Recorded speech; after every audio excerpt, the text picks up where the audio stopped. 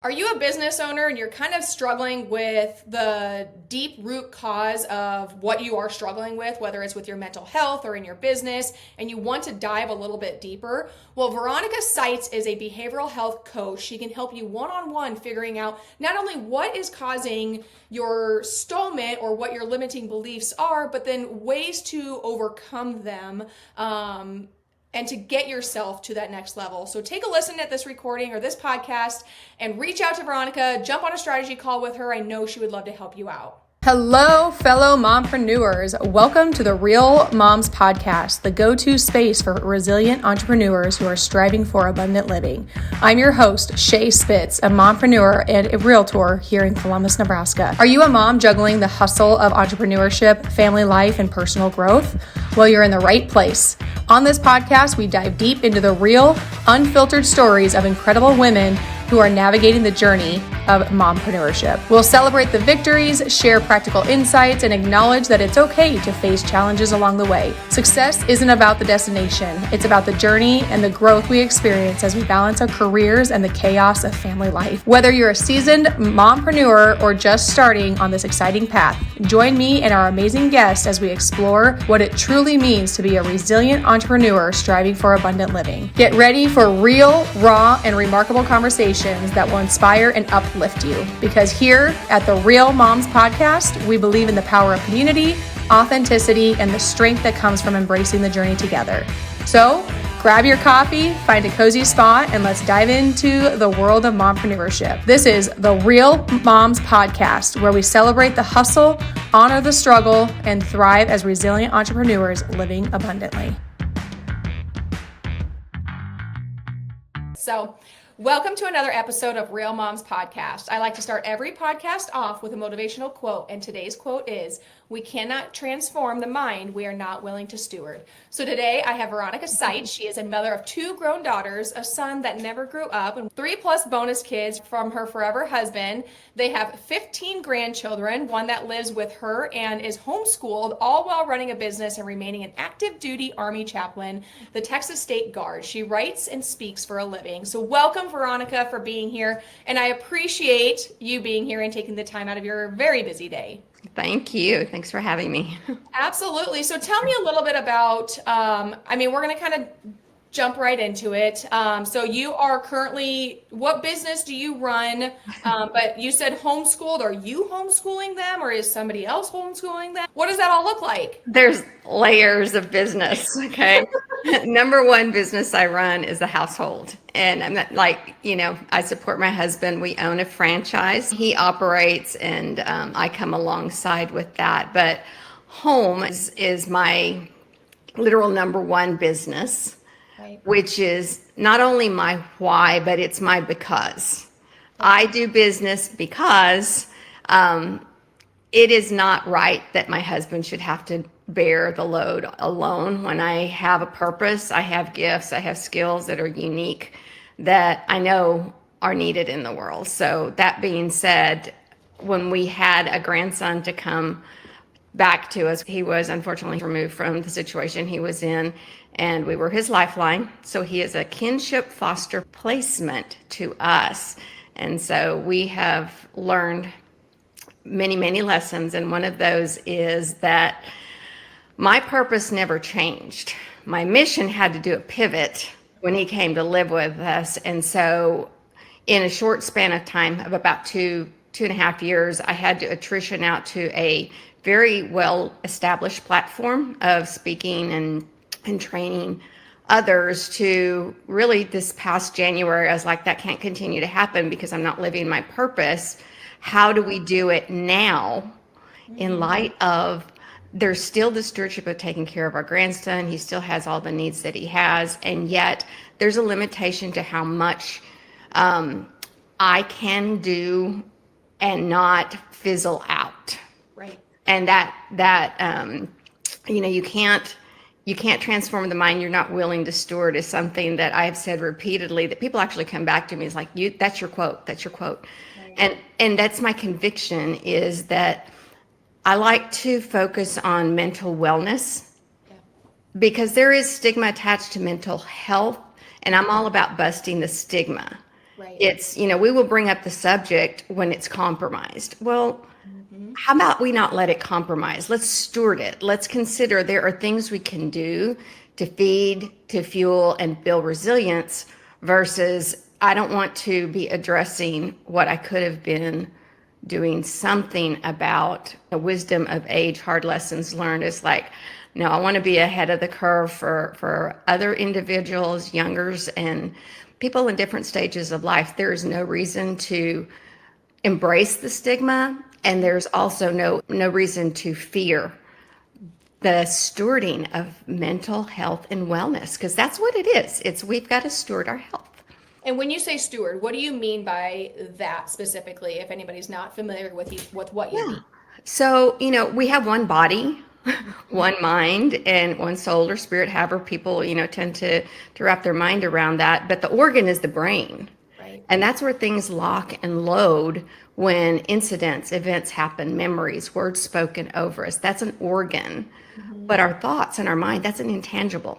Right. That's, if you want to talk about it, it's the airspace, it's the frequency, things that we hear that go in Yeah. and then they set.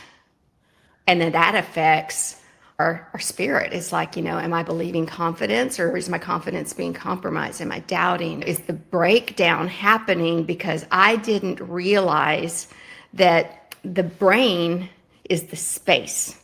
And you're in real estate. I like to use the analogy of this is the greatest asset we have is our brain and our mind. Mm-hmm. And if we don't recognize that there is a difference between the two, then oftentimes the thoughts and the mindset, and I like to focus on the word set, the mind sets in the brain, and the brain has this amazing capacity to wire, rewire, to learn and unlearn. But I really like to help people unlearn what's stuck in the organ because those are the obstacles that keep us from the success, the abundance, that can keep us stuck in survival instead of moving into learning to thrive.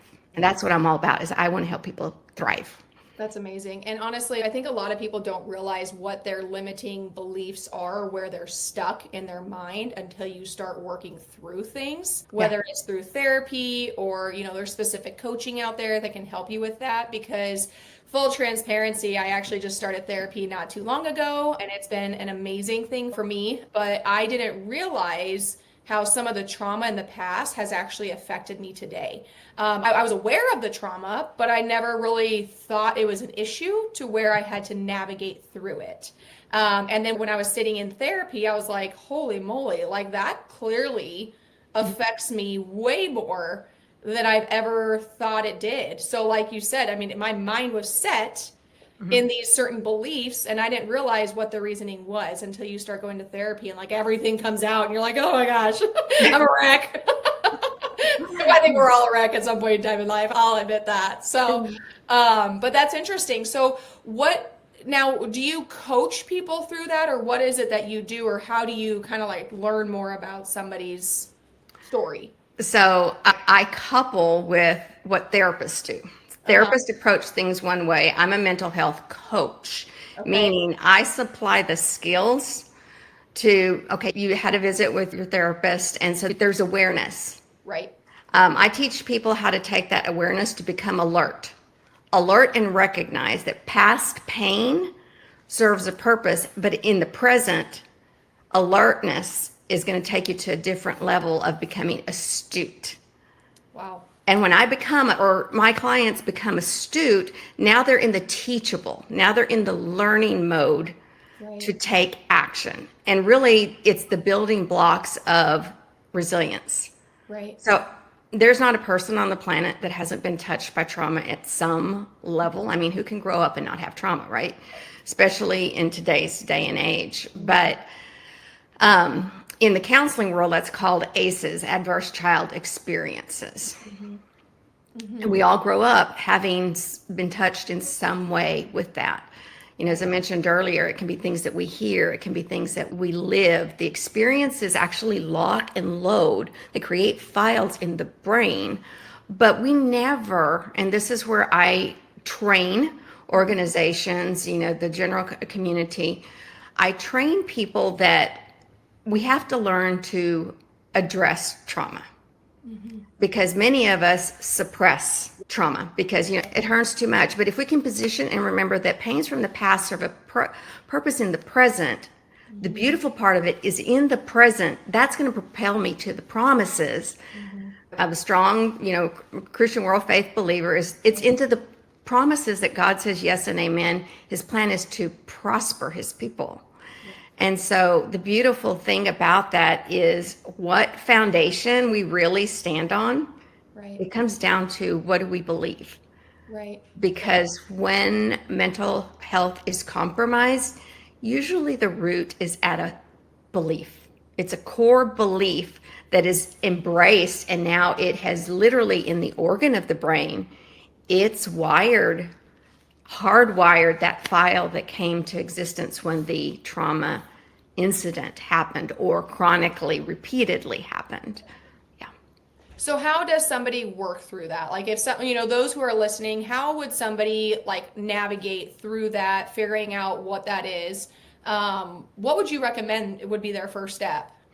Number one is acknowledge that you are not broke. Something broke along the way, and you have all the pieces.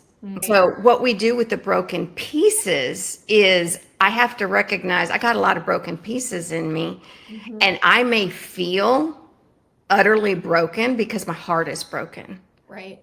But your brain still functions. Your mind can make a decision. And I encourage people, have a strategy session. If they want to schedule one with me, that's great. I always assess people for, I get the question, do I need to go see a therapist? Yes, you do. At some point, yes, it's always good to have that. There may be some things going on that are not necessarily going to solely stay in the therapy space. It may be, how about learn some skills? And that's what sets me apart from a licensed therapist, which I chose a long time ago because of my space as a first responder not to go that route. Because I'm actually boots on the ground in the military right there, and I already know what the mindset is. I know what the resistance and the hesitancies are. It's just like if I can remain in the space where I am accepted, not only as a chaplain, but accepted as a sister. Yeah. I mean, who doesn't like to talk to their sister, right? Right. And maintain the safe space, the confidentiality, and know what I know with all of the things that I could be a licensed credentialed therapist. I'm just not going to sit in the office and listen to somebody all the time. I'm going to do it on the move. Right.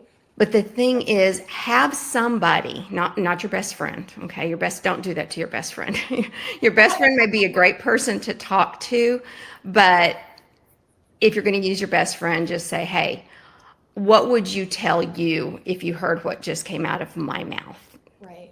Can I count on you to support me that I'm going to go to therapy? I'm going to see a behavioral health coach. I'm going to talk to somebody, because the sounding board is a skilled listener is going to hear what you're pouring out verbally. And what you're pouring out verbally, you're having a stronger conversation with yourself in here.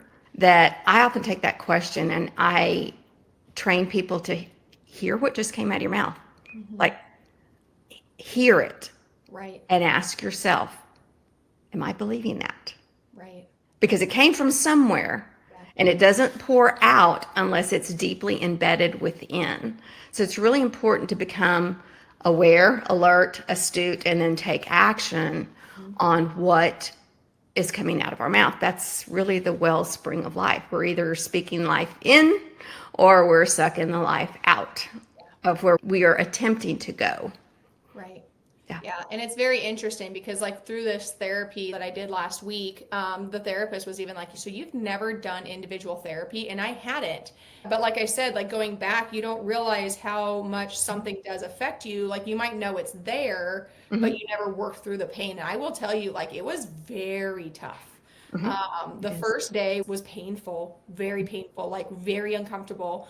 And I've always said, get comfortable being uncomfortable. And my mom ended up like throwing that back at me when I talked to her on like last Thursday. I was like, that was like, I don't want to go through, I don't want to do that again. I don't want to do that again. It was horrible. And she goes, Shae, haven't you always told me that you have to get comfortable being uncomfortable?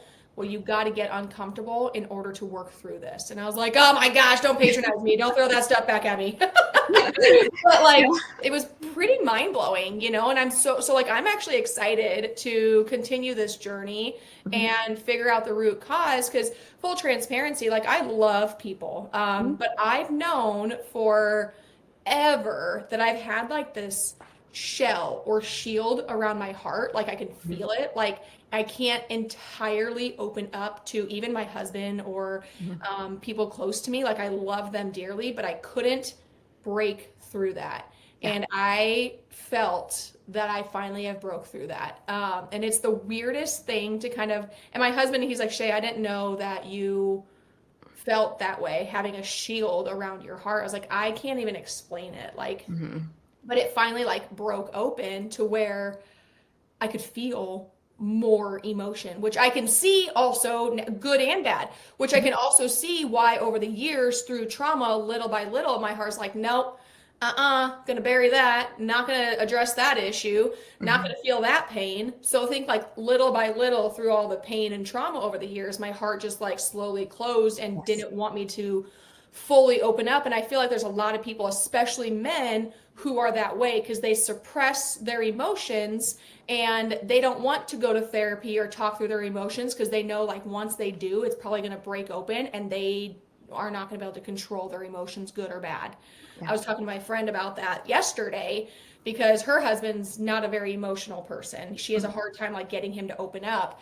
And but that's really what I believe is that especially men keep that suppressed because they don't want those flooded emotions, good and bad. Because like I said, it was horrible. I did not like the feeling of those emotions last Thursday. Friday was better, but Thursday was terrible. I probably will experience that again sometime, but I don't want to.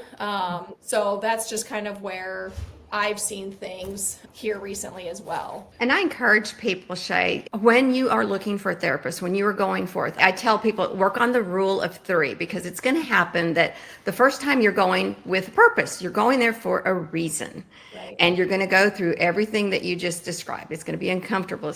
So the second time, you're going to make that appointment and you're going to do the follow-up and then the mind's going to engage like, you know, I don't want to go. And then you're processing all these reasons why I can't go. I feel sick. Maybe I should call in. Go anyway.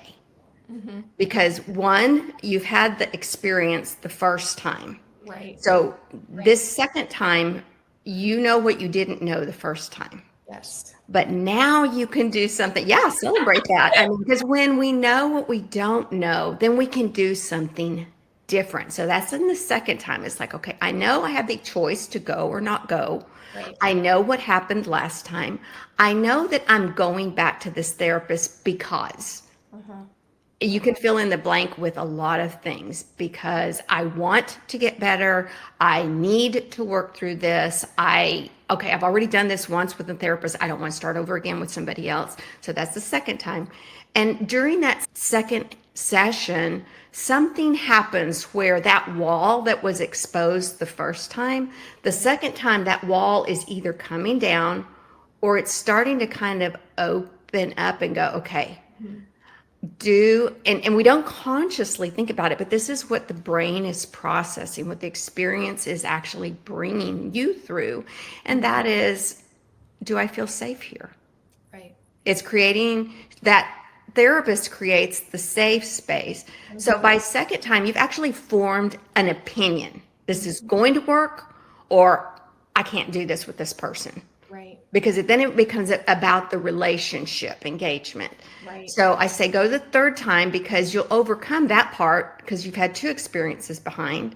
And then the third time solidifies where it is that we can go. Right. It's like, okay, this is the right therapist. I also encourage people, if it's not the right thing, and if you're not, I'm 100% on board with the growth happens out of the comfort zone. Yeah. You're not going to grow in the comfort zone. You're going to contract to what you're used to reacting in. Yeah. But the thing about it is, by the third visit, you know if you're going to allow yourself to progress in the direction that you went the first time, and that is to get help. Right. Yeah. Right.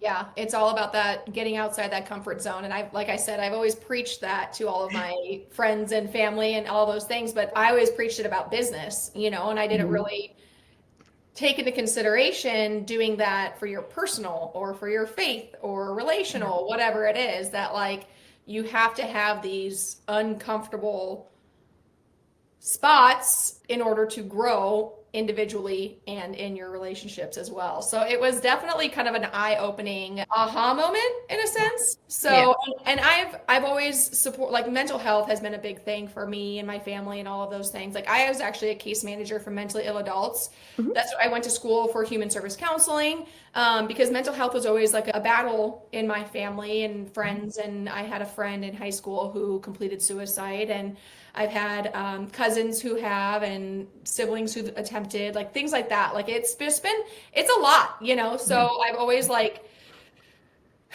I don't know, gone through the whole mental health thing, but you don't realize how much a lot of that affects you in addition to other trauma in your life too.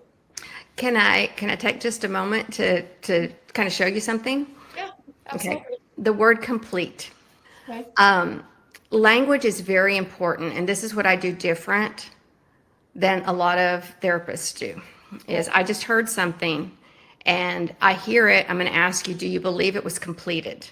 Right. So your friend died Mm-hmm. by suicide. Right. And there is a language that actually is a life threat to individuals that have had a lived experience with that is. Many times we use the committed Yeah. suicide, completed suicide. And what's so sad is completed came through the mental health world. It's like, I was taught. like, no. If you've ever been Yeah. in the shoes of somebody that has struggled with trying to stay alive, Mm-hmm. because the threat of suicide is literally a battle of what do I believe Mm-hmm. and what is real, because emotions take over and it's very reactionary. So here's the beautiful thing about it is your friend did not complete. Mm-hmm. Your friend died by suicide. That's the method.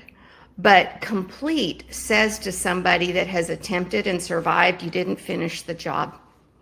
And that's life-threatening language. And that's one of the things when I train and I speak, I train people steward. Again, we're using words, but let's use them in context to the audience, Right. context to what meaning can be assigned, Mm-hmm. what can be assigned to it, because we use words with meaning, but we're not taking into consideration. I'm not saying we have to walk on eggshells. Right. We need to become aware Right.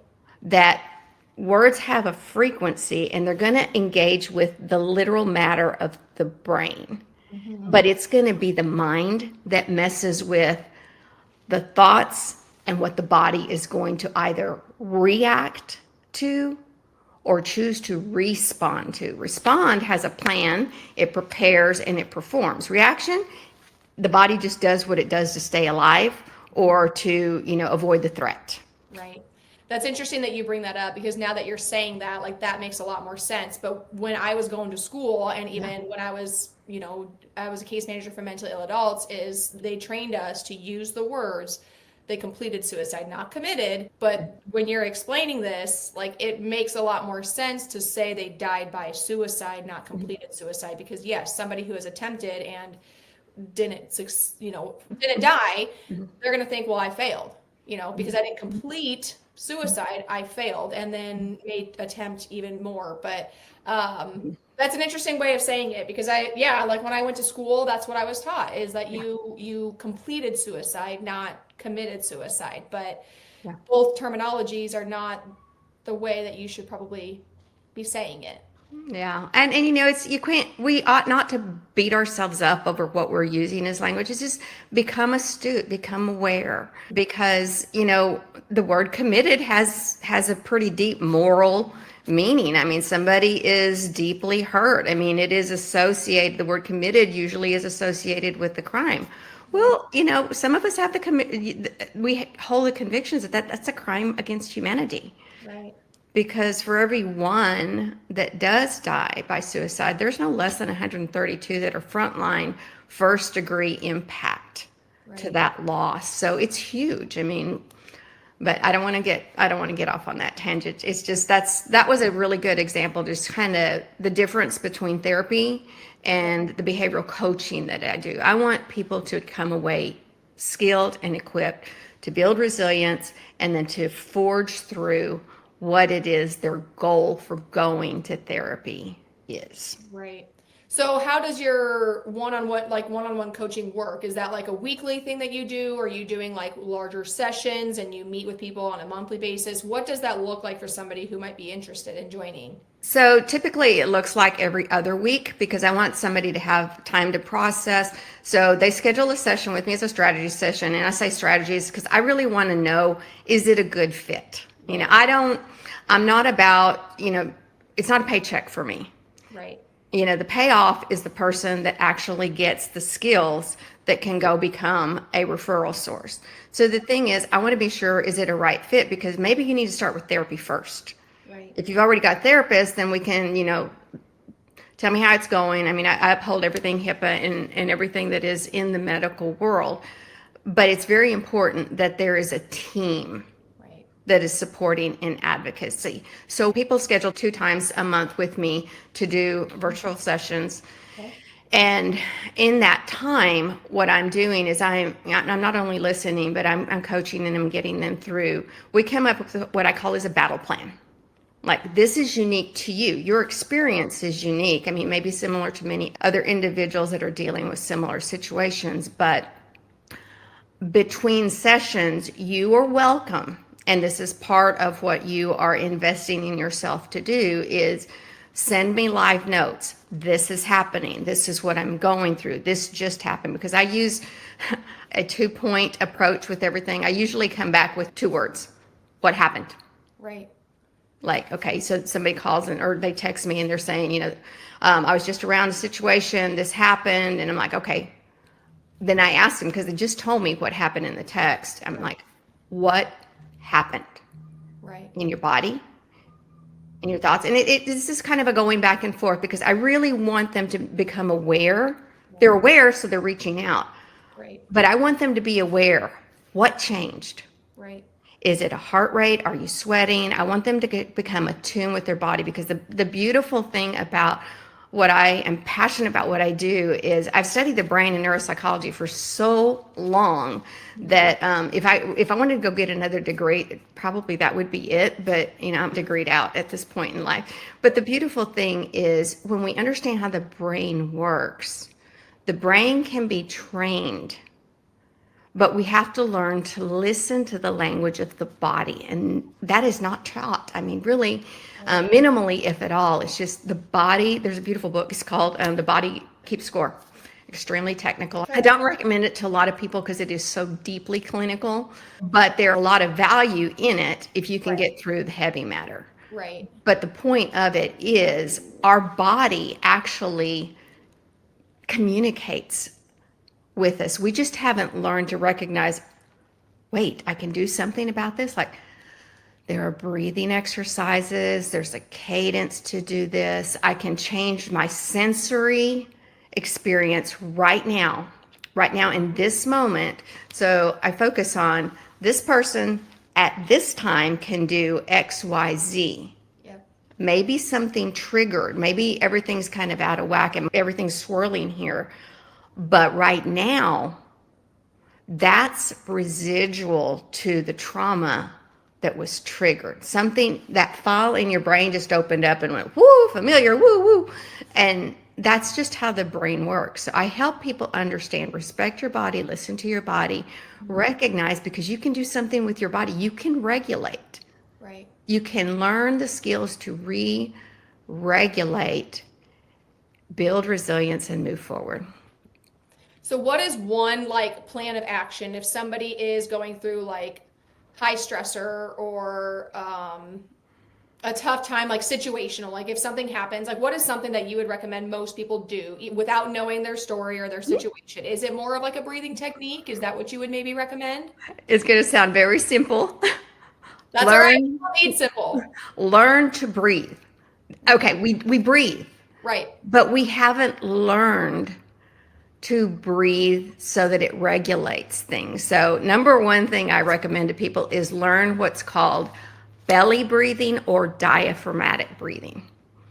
Anybody that's in choir has learned what that term is, but to the person like me that only makes joyful noise, that's something I had to learn. And the thing is, we breathe with our lungs. When we become anxious, our muscles around our lungs contract, so it makes it harder to breathe. We need to learn to open up the bottom, straddle your legs a little bit, open up your belly, so that when you breathe, you're actually using your abdominal muscles as if you're inflating a balloon in your belly.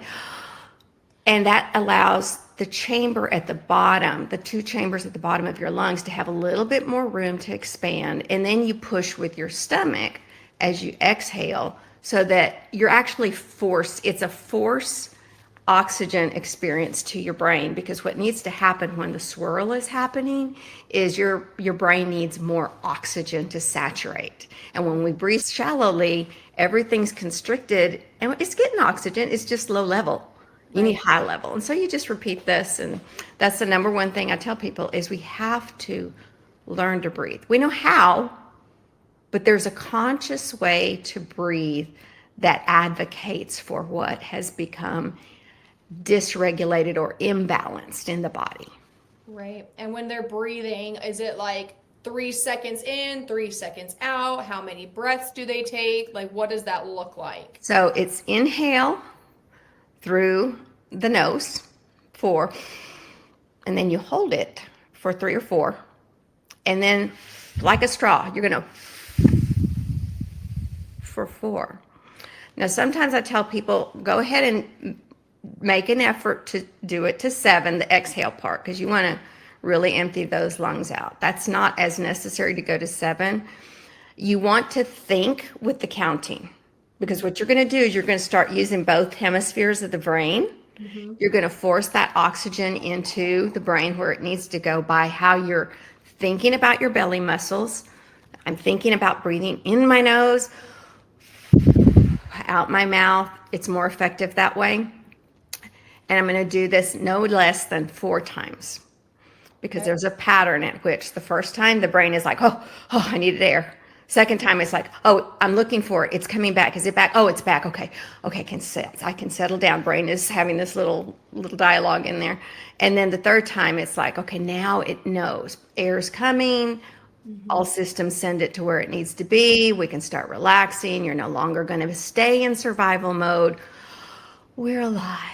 We're alive. And with each subsequent set of breaths in that manner, I tell people, do that at least 4 times minimum. Right. I say 7 because 7 is going to actually give you a balance. And if after 7 you're still not there, don't hyperventilate. Just do it again. Yeah. And I always start with breathing. So. Right. That's awesome. Yeah. I mean, if they can take anything away from this entire episode, I really think, like you said, is learning how to breathe, especially in high stress situations. And it's just re-regulating your brain to calm down. Because like you said, it's usually because of a shortness of oxygen.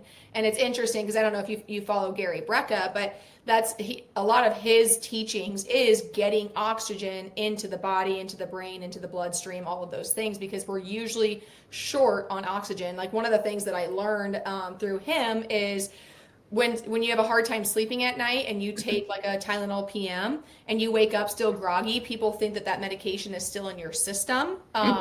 But I don't know. I haven't dug into this. Maybe you'll know a little bit more. But he said that it's not actually in your system. That medication was out of your system a long time ago. But what it does is it suppresses everything in your body, and it actually limits the oxygen to your brain. So then when you wake up, you feel groggy because of the lack of oxygen.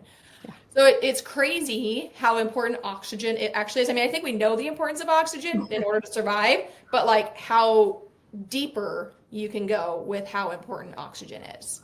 Yeah, and it is, it's interesting that as a society we'll go, just breathe.